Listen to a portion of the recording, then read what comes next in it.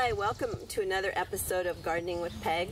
I'm at the Buck Lake Native Plant Garden out in Hansville, where you'll find master gardeners here the first and third Monday from 9 a.m. to noon from April through October. Today at this site we're just going to talk about 5 plants that will be stellar in your own garden.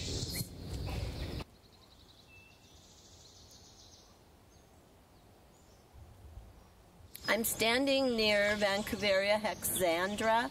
It's a wonderful, wonderful deciduous ground cover, and a lot of us like to call it little duck feet. Its leaves look like little duck feet, and it's also been called inside out flower because if you look at it, the petals point up this way and the stamens and everything stick out down instead of the other way around, and it's just a lovely, wonderful ground cover. It is deciduous, so it loses all its leaves and foliage in the fall, but it's still beautiful and wonderful.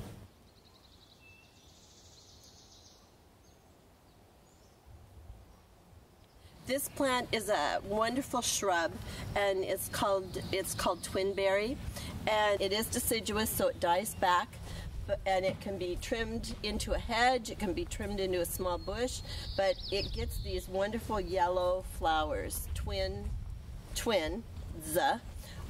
all season long, from early spring clear into fall.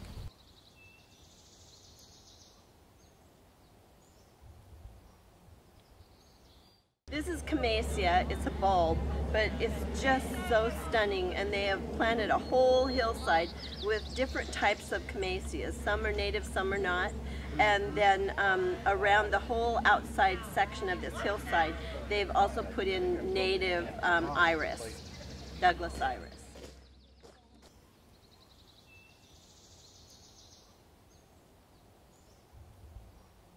These little beauties here are called bunchberry, and they're a type of cornus. You can see the little dogwood type of blossoms. They're actually beautiful as a ground cover in the shade or in partial sun, but to establish them, Mary Booth, one of the designers of these gardens, told me that you really need to give them the same type of starting environment that you would give to our deciduous huckleberry. You see the deciduous huckleberry growing out of old logs. That's what the bunchberry, the cornus, likes. It likes rotting wood. And if you have an area in your garden where you already have deciduous huckleberry, give it a try to plant the bunchberry. If not, what they did here is they dug out a hole and buried an old rotting log in it and then filled it with compost and soil and bark chips, and that's where they planted the bunchberry. And it takes about 3 years for the bunchberry to establish, but fantastic plant.